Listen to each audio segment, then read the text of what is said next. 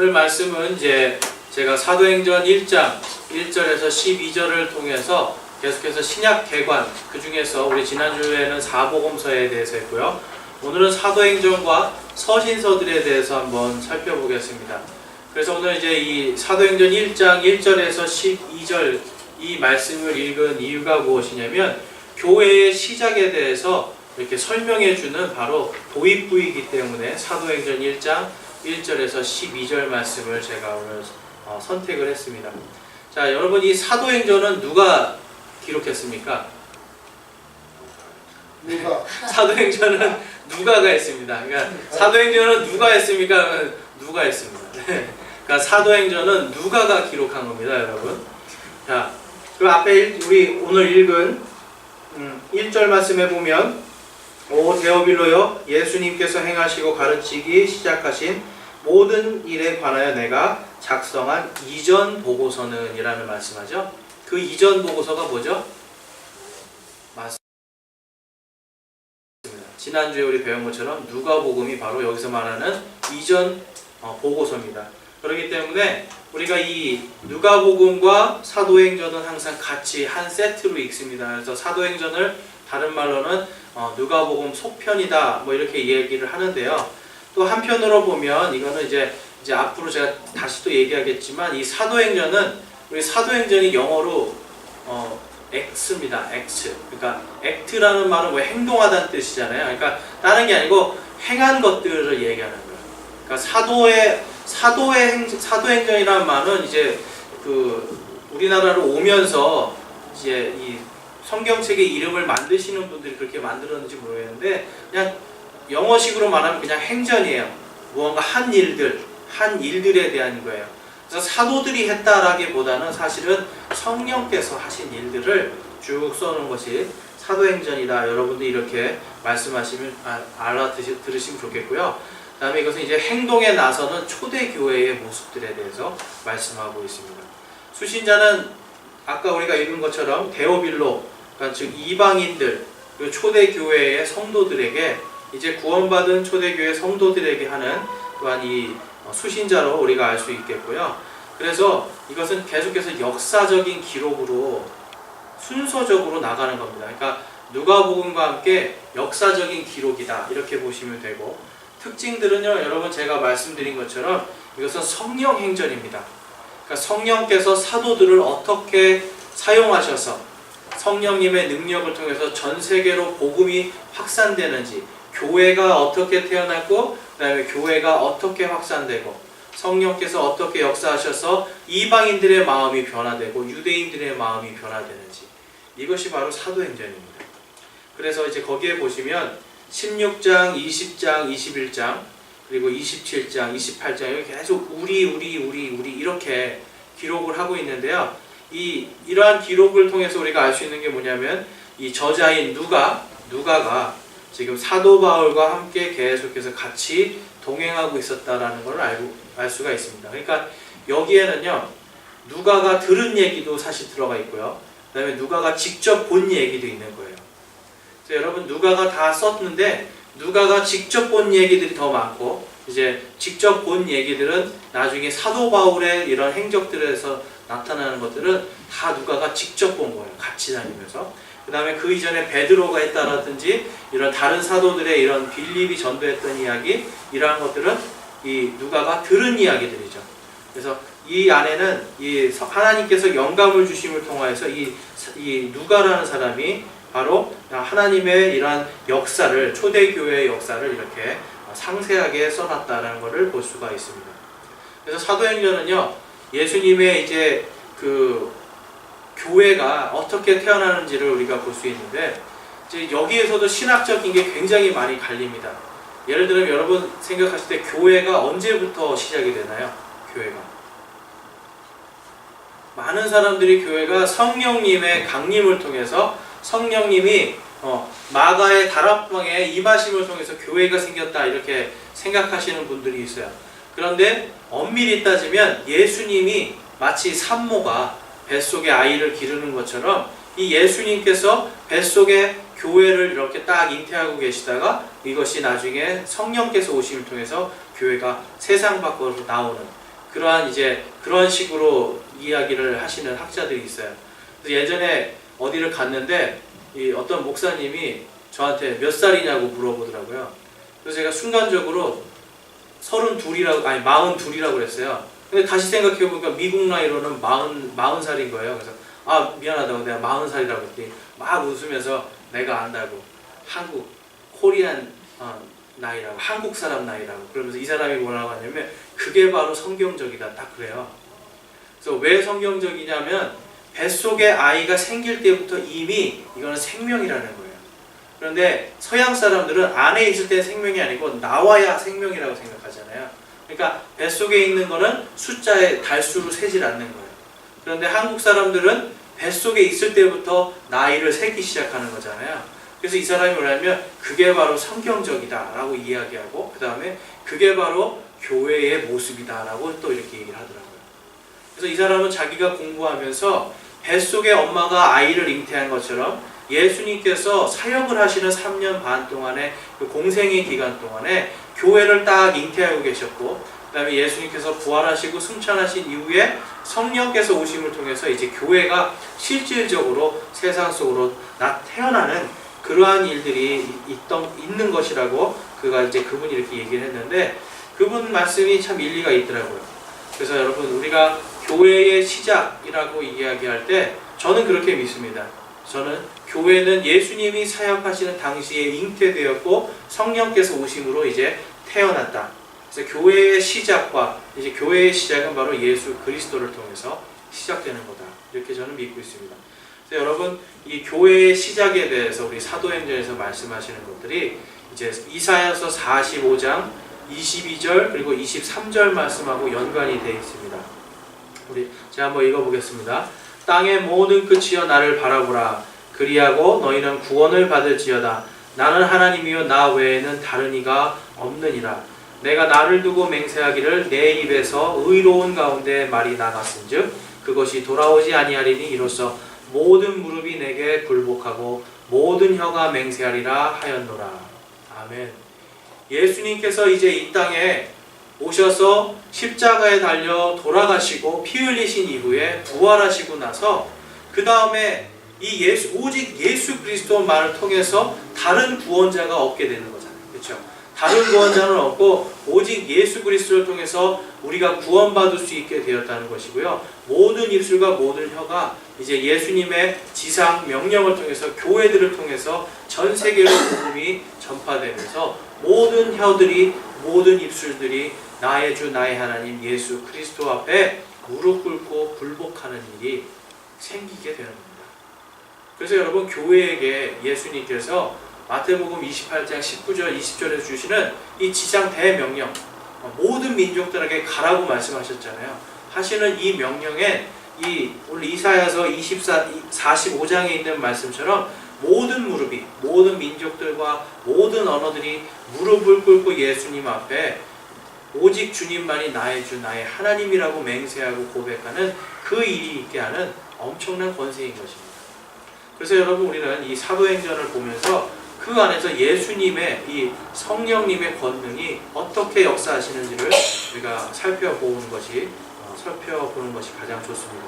그래서 이것을 그냥 역사적인 사실, 역사적인 어떤 그러한 이야기로만 보시는 것이 아니라 그 안에 어떻게 성령께서 전 세계적인 이러한 복음 사역을 하셨는가.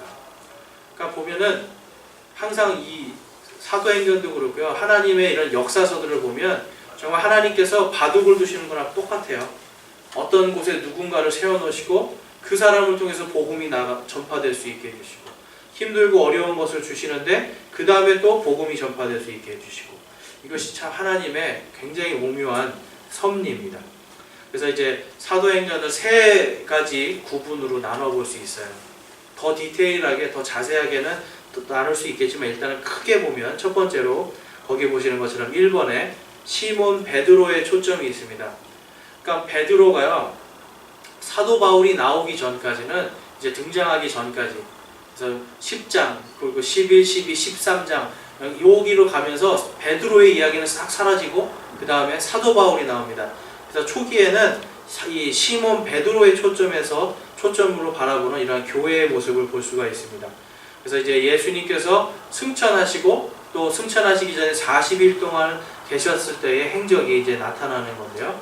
이제 사도행전 2장에 보면 오순절이 충만히 이르매라고 이야기하면서 성령께서 강림하시는 그러한 사건이 나타납니다. 그리고 그 이후에 누가 나타나냐면 순교자 스데반 집사가 나타납니다. 그래서 스데반 집사를 통해서 이 유대인들에게 바로 너희가 기다리던 그 메시아가 예수 그리스도시다라는 것을 증거하고 전도할 수 있게 해줍니다. 결국은 어떻게 됐죠? 스데반 집사가 돌에 맞아 죽었습니다. 돌에 맞아 죽죠. 그러니까 이러한 박해들을 통해서 이제는 어떻게 되면 교회가 더 이상은 한 군데에 많은 숫자들이 모일 수가 없는 상황이 됩니다. 그러면서 하나님께서는요, 지금 베드로를 통해서 막 3,000명, 4,000명이 침례를 받고 구원받고 침례를 받는 이러한 역사를 막 보여주다가 이제 스데반을 통해서 박해받고 떠난 세상 밖으로 이제 흩어져야 될 수밖에 없는, 그렇죠? 예루살렘과 온 유대와 사마리아와 그리고 땅의 맨 끝까지 퍼져 나가야지 되는 그러한 첫 번째로서 순교자 스데반을 하나님께서 두시는 거예요. 그래서 그의 믿음을 통해서 이제 이 복음이 확장되는 계기가 됩니다.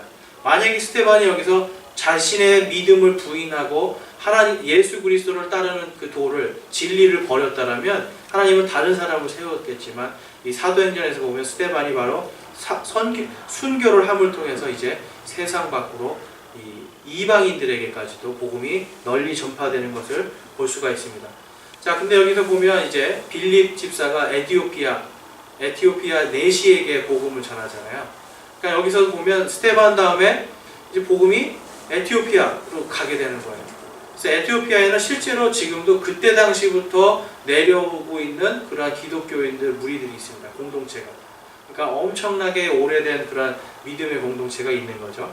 그 다음에는 이 빌립 집사 이후에 그 다음에 이 사마리아 그리고 이제 온 유대 심지어는 아프리카 쪽으로 이제 가고 이 유대인들이 살고 있는 유대인 기독교 공동체들이 이 스데반으로 인해서 박해를 받으면서 이 등장하는 인물이 누구냐면 바로 바울입니다.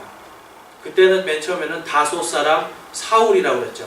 다소 사람 사울이 이제 등장하면서 교회를 박해하고 예수 믿는 사람들을 죽이기 시작하는 것이 이제 이 스데반을 기점으로 해서 등장하게 됩니다. 그러니까 여러분 누가는요 이제 이 누가가 쓴 걸 보면 역사적으로 보면 이게 순서가 딱 맞아요. 유대인, 그 다음에 사마리아, 그리고 이방인으로 가는 이 순서를 그대로 사실적으로 하나님의 역사를, 성령님의 역사를 적어놓은 것입니다. 그 다음에 보면 등장한 사람이 누구냐면 바로 사도 바울입니다. 여러분 사도 바울을 여러분들이 어떻게 이해하고 계세요? 사도 바울은 굉장히 악한 사람이었잖아요. 그렇죠? 악한 사람이었습니다. 단지 예수 그리스도를 믿는다는 이유만으로 애들이건 어른이건 다 잡아다가 죽이던 사람이었어요. 그러니까 그만큼 이 사울이라는 사람이 악한 사람이었는데 이 사람이 예수님을 믿고 예수님을 믿는 사람들을 죽이러 가던 다마스커스로 가다가 예수님을 만나잖아요. 이게 아주 극적인 사건이에요. 왜냐하면 역사학자들이 볼 때에 수많은 증거들이 있는데 예수님께서 부활하셨고 이 예수님의 복음이 진리라고 하는 가장 결정적인 증거가 사울의 회심이라고 해요. 그러니까 그렇게 서슬이 퍼렇게 죽이러 가던 사람이 불과 오랜 기간도 걸린 거 아니잖아요. 한순간에 변화되어서 예수 그리스도를 믿고 그분을 따르는 제자가 되고 사도로까지 지칭을 받았다는 것은 역사적으로도 굉장히 유례가 없는 일이라고 합니다. 그래서 사도 바울의 이 회심은 이 어떻게 보면은 사도행전 전체에서 가장 큰 어떤 변화의 시기, 변화를 하나님께서 스스로 만드시는 그 변화의 역사라고 볼 수가 있습니다. 자, 그 밑에 보면 이제 사도 바울의 이 역사에 대해서 우리가 한번 볼 수가 있습니다. 자, 여러분 사도 바울 1차 전도 여행입니다. 1차 전도 여행 한번 거기 도표를 한번 보세요. 자, 1차 전도 여행을 보시면 이게 예수님이 돌아가시고 나서 약 한 40년 뒤에 지금 40년 아니고 약 한 10년 뒤에 지금 이러한 일들이 벌어진 겁니다. 예수님이 돌아가시고 나서 약 한 10년, 15년 그 사이에 굉장히 빨리 진행이 된 거죠. 그래서 사도행전 13장에서 14장 28절까지 말씀이 1차 전도 여행입니다. 그래서 이 역사상 가장 이 기독교에서 가장 중요한 인물이 바로 이 사도 바울인데요. 그가 이제 거기 도표에 보시면 이제 거기에 보면 안디옥이라는 도시가 보입니다. 안디옥 보이시죠? 거기 이제 제가 준비한 그 지도에는 수리아라고 써 있는데요. 여기가 이게 수리아가 아니라 시리아입니다. 시리아. 시리아. 바로 그 시리아 지역인데요. 이거는 이제 옛날에 쓰던 지도를 제가 여기다 붙인 거예요. 그래서 안디옥에서 이 파송을 해서 갑니다. 그러니까 여러분 이제 우리가 알아둬야 될 건 뭐냐면 당시에 초대교회는 교회가 선교사를 파송했고 교회가 교회를 세우는 이러한 성경적인 원리를 따라갔어요. 그래서 안디옥에서 안수를 주고 이제 바나바와 함께 성령님께 의지하여서 그가 떠납니다. 그래서 맨 처음에 간 곳이 이제 키프로스라고 하는 그 섬으로 갔고 그 다음에 지금의 터키 지역을 돌아다니는 거예요. 터키 지역. 그래서 여기에서 교회들을 이제 많이 세우고 이곳에서 이제 회당에서 설교하면서 유대인들을 그리스도께로 돌아오게 하고 그들을 바탕으로 근거지로 해서 이제 이방인들에게 복음을 전하는 것을 볼 수가 있습니다. 그래서 여러분 이제 여기에서 보면은 굉장히 짧은 거리로 느껴지시나요, 여러분? 자동차도 없이 지금 다 걸어 다녀야 되고 배 타고 가야 되는 거리들이에요. 그러니까 엄청나게 먼 거리를 성령님께 의지하면서 그가 걸어갑니다. 그래서 거기에 보면 이제 키프로스에서 거기 장절수가 이렇게 쭉 있는데요. 마가 요한을 13장 5절에서 보면 만나고 그 다음에 이 남자 무당이죠. 남자 무당을 이제 남자 무당에 또 이렇게 회방을 받게 되는데요. 여러 가지 고난과 핍박을 쭉 받습니다. 그래서 결국 이제 다시 어디로 돌아오냐면 안디옥으로 돌아오는 겁니다. 그래서 이 사람의 이제 1차 전도 여행을 이렇게 보면 1차 처음 가는 건데도 성령님께서 그 사람이 이 소아시아, 지금의 터키 지역에 엄청나게 많은 복음을 전할 수 있도록 하나님께서 미리미리 다 준비해 놓으신 것이 이 사도행전에 나옵니다. 자, 그 다음에 이제 2페이지로 가셔서 이렇게 보시면 또 바울의 2차 전도 여행이 있습니다. 이거는 기원 후 53년입니다. 53년. 그래서 사도행전 15장 36절에서 그리고 18장 22절까지가 지금 2차 전도 여행인데요. 이때 이제 보면 이제 첫 번째 선교를 해서 이제 바울과 바나바 이들이 이제 세웠던 교회들을 다시 또 이렇게 방문하기도 하고 더 먼 지역으로 이제 가는데요. 이때 무슨 일이 일어났냐면 아까 우리가 본 것처럼 이 키프로스 섬에서 마가 요한이라고 하는 그 마가복음을 쓴 마가 요한입니다. 마가복음을 쓴 마가 요한 그리고 사도 바나바의 조카예요. 그러니까 바나바의 조카가 1차 전도 여행, 선교 여행 중에 이 사람이 그만 이제 낙마를 합니다. 가다가 그냥 되돌아가죠. 이것 때문에 쉽게 말해서 바울에게는 완전히 찍혔는데 2차 때 바나바가 또 데려가자 얘기하니까 거기에서 심하게 싸웁니다. 그래서 거기서 싸워서 바나바는 마가 요한하고 떠나고 바울은 이제 신라하고 2차 전도 여행을 떠납니다. 그래서 이제 15장 40절에 보면 바울과 신라가 떠나는 장면이 나옵니다. 그래서 이번에는 처음부터 백길로 가는 것이 아니라 이제 이 소아시아 지역, 그러니까 터키 지역을 해서 쭉 가는 겁니다. 터키 지역. 터키로 해서 마케도니아, 바로 이제 그리스까지 가는 거예요.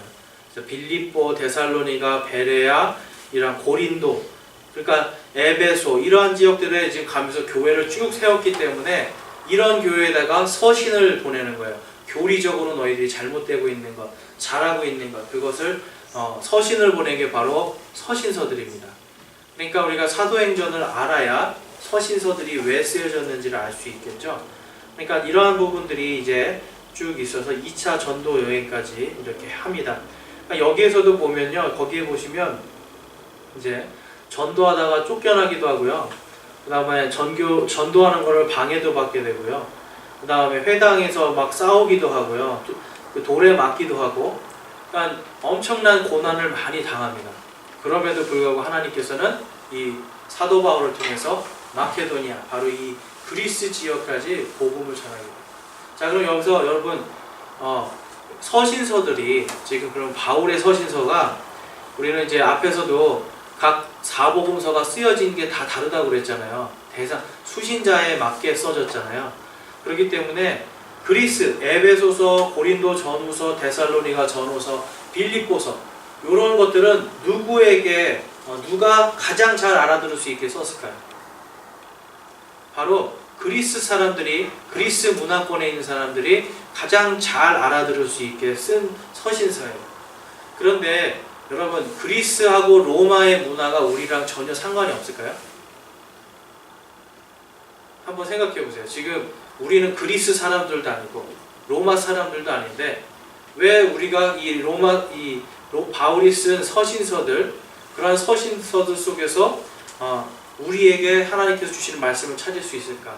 그것은 바로 온 세계가 지금요, 여러분, 서구화가 되고 있잖아요. 이것도 제가 볼 때는 어떻게 보면 하나님의 신의 한 수입니다. 정말 모든 사회가 지금 자유민주주의라고 하는 이 시장 경제 체제를 따라가면서 자연스럽게 우리가 가지고 있는 법과 이런 사회적인 질서가 그리스와 로마의 법 체계를 그대로 따라가는 거예요. 그러다 보니까 우리도 모르게 그리스와 로마의 문화가 우리 속에 젖어들어 있어서 빌립보서라든지 그다음에 데살로니가 전후서, 에베소서, 고린도 전후서 이런 것들을 읽으면 우리의 삶에 그대로 적용이 될 수가 있어요. 그렇기 때문에 여러분, 우리가 이 바울의 서신서들을 읽을 때 어떤 분들은 그래, 이거는 당시에 그리스 사람에게 한 얘기지, 당시에 로마 사람에게 한 얘기지 우리에게 하는 이야기가 아니다, 우리에게 적용할 수 없다, 이렇게 이야기하는 분들도 있거든요. 그거는 잘못된 이야기입니다. 왜냐하면 하나님께서는 이미 우리가 그것을 다 받아들일 수밖에 없도록 사회, 정치, 경제, 문화의 모든 부분에서 그리스와 로마의 것들을 따라갈 수 있게 해 놓으셨습니다. 그래서 여러분, 정말 우리가 하나님께 얼마나 이러한 것들을 또 감사할 수 있는지 하나님께서 이렇게 다 예비해 두신다는 거예요. 그래서 이제 그 다음에 보면 바울의 3차 여행 한번 보실게요. 자, 3차 여행 그 그림을 한번 보시면 이제 3차 여행에서는 이거는 기원후 56년입니다. 그러니까 채 갔다 와서 한 2년 정도 이들이 선교 여행을 하고 돌아와서 곧바로 다시 또 3차 전도 여행을 가는 겁니다. 3차 전도 여행을 갈 때 이제 에베소, 여러분 지명이 나오니까 조금 지루해지시는 것 같아요. 근데 마찬가지입니다. 여기도 안디옥에서 이제 출발하는 거예요. 안디옥에서 출발해서 이번에는 그동안 세웠던 교회들을 다시 한번 돌아다니면서 그곳에서 복음을 전하고 그들이 교리적으로 잘못된 것을 잡아주는 거예요. 그러니까 여러분, 이제 우리가 특히 골로새서라든지 이런 그 서신서들에서 말씀하시는 여러 가지 교리적인 것들을 우리가 잘 그거를 묵상하면 오늘날 우리 교회에 잘 적용을 할 수가 있습니다. 그래서 에베소에서 이제 바울이 자신의 마지막 선교 여행에 많은 시간을 보내고 그곳에서 이제 여러 가지 서신서들을 쓰게 됩니다. 그래서 이제 이곳을 통해서 그 주변에 에베소가 지금 어느 지역이죠, 여러분? 거기 한번 보세요. 에베소가 지금 보면 터키 지역이에요. 거기 보면 아시아라고 써 있고요. 루기아 아시아라고 써 있는 위에 바로 빨간색으로 에베소라고 되어 있습니다. 그러니까 여러분, 지금 터키 지역에, 그래서 터키가요, 기독교가 굉장히 강했던 나라였어요. 그리고 이제 거기 좀 보시면 여러분, 안디옥은 지금 어떤 지역이에요? 안디옥은 지금의 레바논입니다, 여러분. 그러니까 시리아 옆에 레바논이거든요. 그래서 레바논도 제가 들어보니까 이 아이시스라 해서 왜 그 이슬람 제국 그 사람들을 왜 굉장히 이제 테러 집단들이 그 시리아를 점령하기 전까지는 레바논에도 약 한 20%에서 30%까지 그리스도인들이 있었어요. 그러니까 그리스도교가 굉장히 강력한 나라였는데 지금은 이 나라가 이제 이슬람교에 의해서 그 기독교인들이 다 도망 나왔습니다. 그리고 터키도 지금 계속해서 도망 나오고 있는 추세죠. 그러니까 이제 마지막 때가 이제 되면서 이 이슬람이 확장되면서 점점 하나님께서 이제 세워주셨던 옛날의 그런 교회들을 하나씩 하나씩 공격해서 무너뜨리는 겁니다. 여러분 이제 이러한 지역들에 있는 교회들, 아직도 복음과 이런 신앙을 지키고 있는 목숨을 걸고 지키고 있는 이런 분들을 위해서 우리가 더 기도를 많이 해야 됩니다. 자, 그런데 이제 여기에서 다시 이제 예루살렘으로 안디옥으로 돌아오는 게 아니라 예루살렘으로 가면서 이제 거기에서 잡히게 됩니다. 그래서 그가 아그리파 왕 앞에서 그 복음을 전하는데 아그리파 왕이 이러죠. 네가 나를 거의 그리스도인이 되게 만들었다. 그러니까 바울이 얼마나 열정적으로 복음을 전했냐면 이 아그리파라고 하는 왕이 바로 이 헤롯 아그리파예요. 헤롯 3세라고도 볼 수 있는데 예수님 당시에도 헤롯이 있었죠. 그 헤롯의 손자입니다. 그 헤롯의 손자 헤롯 아그리파가 이 바울의 복음을 듣고 곧바로 내가 뭐라고 하냐면 네가 지금 나를 거의 그리스도인이 되게 만들었다 할 정도로 이 사도 바울이 복음에 대한 열정이 대단했다는 걸 우리는 알 수가 있습니다. 그래서 그가 이제 그것을 통해서 그가 결정한 것은 뭐죠? 그 다음에 내가 로마로 가기를 원한다 해서 자기의 재판을 로마에서 해달라고 얘기하는 바람에 이거는 뭐냐면요, 황제에게 내가 청원한다는 뜻이 되는 거예요. 그러니까 황제에게 청원을 했기 때문에 당시의 법으로서는 무조건 황제 앞에 가야지 되는 거예요. 그러니까 쉽게 오늘날에서 말하면 대법원에서도 할 수 없고 헌법재판에서도 할 수 없는 거예요. 무조건 최고 통치자 앞에 가서 그 사람이 결정하게 해라 라고 했기 때문에 이제 로마로 가게 되는 겁니다. 사실상 이 사람이 가지고 있던 죄가 없어요. 죄 항목은 없는데 자기가 지금 로마에 가서 황제 앞에서 복음을 전하고 로마에 복음을 전하기 위해서 가기 위한 하나님의 예비하심이었고 성령님의 인도하심이었습니다. 자, 그래서 그것으로 인해서 이제 로마에 가서 가택연금 상태에서 또 거기에서도 복음을 전하죠. 복음을 전하고 이제 당시에는요, 여러분 가택연금이라고 해도 사람도 마음대로 만날 수 있었고 심지어는 잠깐 동안 풀어줄 때 이 사도 바울이 또 잠깐 동안 그 지역에 그리스 지역으로 가서 또 복음을 전합니다. 이처럼 지금하고는 조금 다른 이러한 제도였는데요. 어쨌든 그는 감옥에서 계속 서신서를 씁니다. 그래서 우리는 그것을 옥중서신이라고 또 이야기를 하죠. 그래서 여러분 사도행전들에 나오는 이러한 이야기들을 제가 지금 간략하게 말씀을 드렸는데 이러한 것들을 쭉 우리가 알면 그 다음에 서신서를 알 수가 있어요. 자, 서신서 한번 거기 그 도표를 한번 보실게요. 거기에 보면 이제 그 신약 책들의 분류 도표해서 마태, 마가, 누가, 요한, 사도행전, 제가 이건 전부 다 역사서라고 말씀을 드렸어요. 이것은 뭐냐면 이제 앞으로 지금 일어나고 있는 것에 대한 기술을 해주는 거예요. 그러니까 이 나와 있는 것들을 이제 쭉 이야기 형식으로 이야기해 주는 거고, 그 다음에 바울 서신 거기 9개가 있습니다. 바울 서신, 로마서부터 해서 쭉, 그리고 일반 서신은 바울과 그 다음에 야고보, 베드로, 요한, 유다가 쓴 거예요. 그러니까 이러한 서신서들은 전부 다 뭐냐면 이제 복음에 대해서, 그리스도의 복음이 어떤 건지에 대해서 설명을 해주는 거고, 그 다음에 요한계시록이 마지막에 요한이 모든 교회들에게 서신서로 보내는 겁니다. 그러니까 요한계시록도 여러분 묵시록이지만 이게 계시지만 이것도 쉽게 말해서 편지예요. 그래서 요한계시록도 편지로 들어간다. 여러분들이 이렇게 아시면 되고요. 그래서 여기에서 보면 각각 9개로 된 교회 서신 그리고 일반 서신의 유사점과 차이점들이 좀 있습니다. 거기 이제 한번 보실게요. 거기 이제 그 디모데후서 3장 16절에 보면 한번 읽어보겠습니다. 거기 디모데 후서 3장 16절 제가 거기 써놨죠. 함께 읽어보겠습니다. 시작.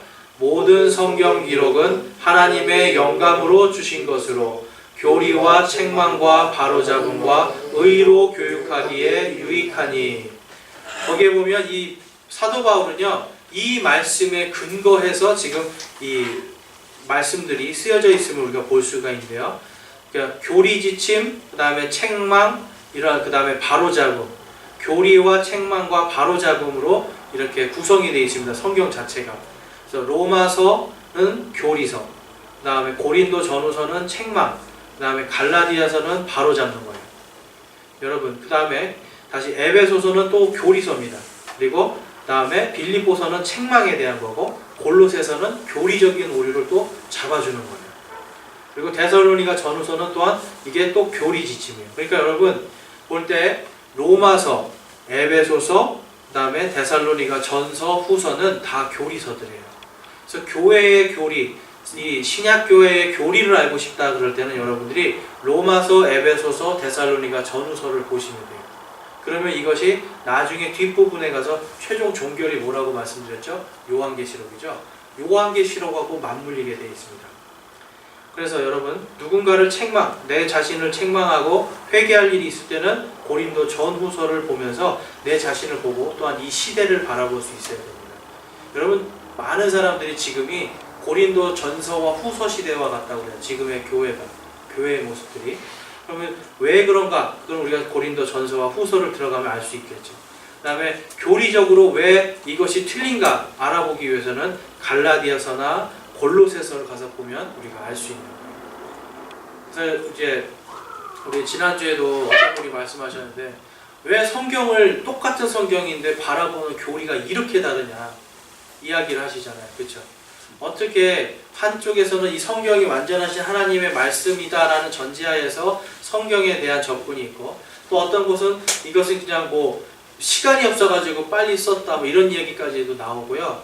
심지어는 뭐 하다가 누가 채워넣었다, 나중에 채워넣었다 뭐 이렇게까지도 하거든요. 왜 이런 교리적인 문제들이 생겨나느냐? 그것은 여러분 다른 게 아닙니다. 성경 말씀은 정말 이게 하나님의 말씀이구나. 성경 말씀이 이렇게 지금도 보시면 짜임새가 정확하잖아요. 이 정확하게 짜여있는 이런 것들이 성령께서 하나하나를 다 주관하지 않으면 할 수가 없는 거예요. 인간의 생각으로는 할 수가 없는데 하나님께서 다 하신 하나님의 전능하심을 우리가 인정하게 되면 됩니다. 근데 그것을 인정하기 싫으니까 교리적인 문제들이 생겨나는 거예요. 한번 찾으실 수 있는 분들은 골로새서 2장 한번 펴보겠습니다. 골로새서 2장 6절에서 8절 말씀입니다. 골로새서는 빌립보서 다음에 있습니다.